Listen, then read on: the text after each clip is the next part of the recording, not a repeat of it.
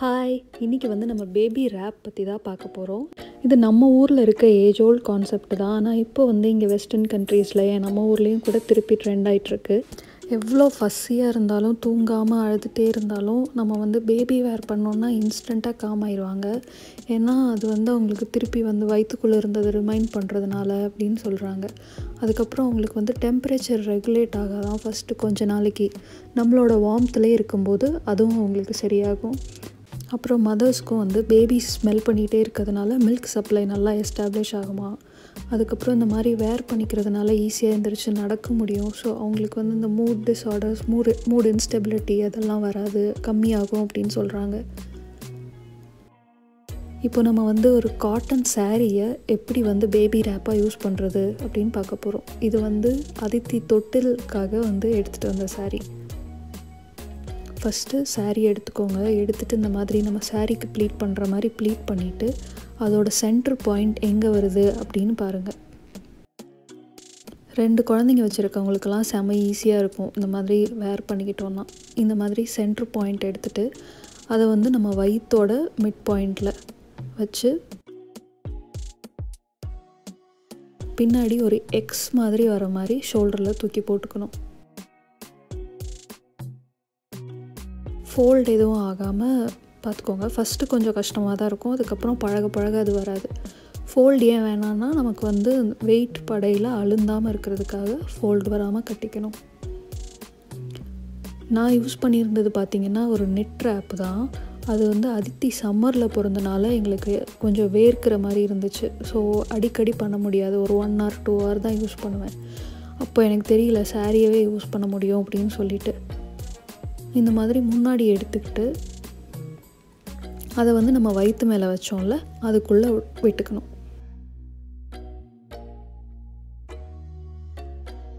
இந்த மாதிரி உள்ளே விட்டுட்டு திருப்பி அதை எக்ஸ் மாதிரி க்ராஸ் பண்ணிக்கோங்க.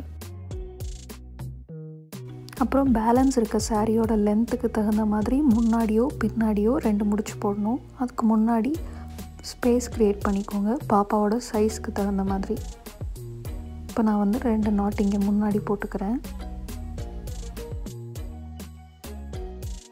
எங்கேயாவது சுருண்டிருக்கா அப்படின்னு பார்த்துக்கோங்க. சுருண்டுருந்ததுன்னா அந்த இடத்துல மட்டும் வெயிட் ஜாஸ்தியாக படுற மாதிரி இருக்கும். நான் இப்போ பொம்மையை தான் யூஸ் பண்ண போகிறேன் நியூபார்னாக. நம்ம மேலே இருக்க எக்ஸில் எந்த சைடு உள்ளுக்கு இருக்கோ அதை எடுத்துக்கோங்க. அதை எடுத்துக்கிட்டு அந்த சைடு காலை ஃபஸ்ட்டு உள்ளே விட்டு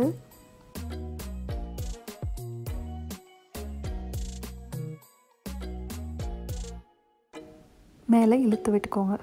பாப்பாவுக்கு வால்லாம் இருக்காது, அதனால் இந்த ப்ராப்ளம் இருக்காது, ஈஸியாக உள்ளே போயிடும்.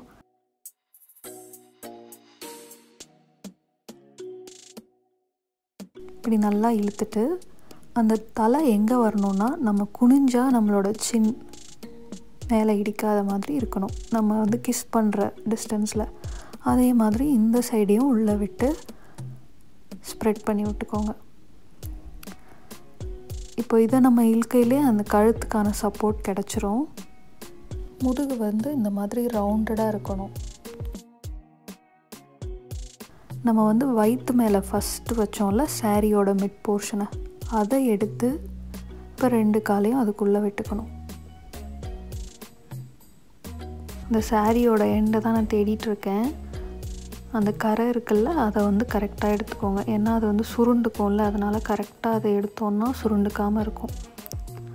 அதை எடுத்துக்கிட்டு இந்த மாதிரி 2 காலையும் உள்ளே விட்டு மேலே வரைக்கும் தூக்கி விட்டுக்கோங்க. அது பொம்மைன்றதுனால மேலே போயிட்டே இருக்குது. இப்போ நம்ம அந்த ஃபஸ்ட்டு 2 லேயர் வச்சதுலேயே ஸ்னக்காக இருக்கும் பேபிக்கு. அந்த மிச்சம் இருக்கதை 2 பேர்த்துக்கும் நடுவில் வச்சுக்கிட்டா அது எக்ஸ்ட்ரா சப்போர்ட் மாதிரி இருக்கும். நம்ம குனிஞ்சால் இந்த ஹைட்டில் இருக்கணும், இதுதான் கரெக்டான ஹைட். அப்புறம் தூங்குனாங்க அப்படின்னா எந்த சைடு சாஞ்சு தூங்குறாங்களோ அதோட தலவை எடுத்து இந்த மாதிரி அவங்க தலை மேலே மூடி வச்சிட்டோம் அப்படின்னா அவங்களுக்கு எக்ஸ்ட்ரா சப்போர்ட்டாக இருக்கும். அதித்தி ஸ்டார்டிங்கில் சரியாக தூங்கவே மாட்டா. யாராவது கையில் தூக்கிட்டு நடந்துகிட்டே இருப்போம். அப்போல்லாம் பேபி வேர் பண்ணோன்னா டக்குன்னு தூங்கிடுவா. அண்ட் அழுதுட்டுருக்கானாலும் அப்படியே காமாயிடுவா. திருப்பி எப்படி வெளியே எடுக்கிறதுனா இந்த கழுத்தோட சப்போர்ட்டை அப்படியே வச்சுக்கோங்க. வச்சுக்கிட்டு ஃபஸ்ட்டு இருக்க தடவை கம்ப்ளீட்டாக வெளியே எடுத்துருங்க. இப்போ வந்து வெளியே எடுக்கையில் ஆல் த டைம் பேபி மேலே ஒரு கை இருக்கணும், கழுத்துக்கு ஒரு சப்போர்ட். இது பொம்மைன்றதுனால என்னால் கரெக்டாக கை பிடிக்க முடியல. நம்மளோட முழங்கை வந்து அவங்களோட இடுப்புக்கிட்டேயும் பாம் வந்து அவங்க கழுத்துலையும் இருக்க மாதிரி எப்பயுமே சப்போர்ட் கொடுத்துக்கோங்க.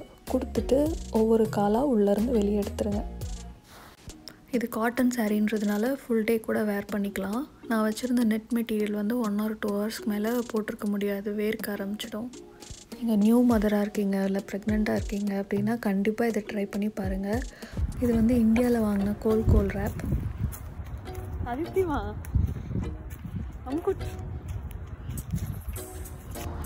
இது Infantino 4-in-1 baby wrap. Thank you for watching.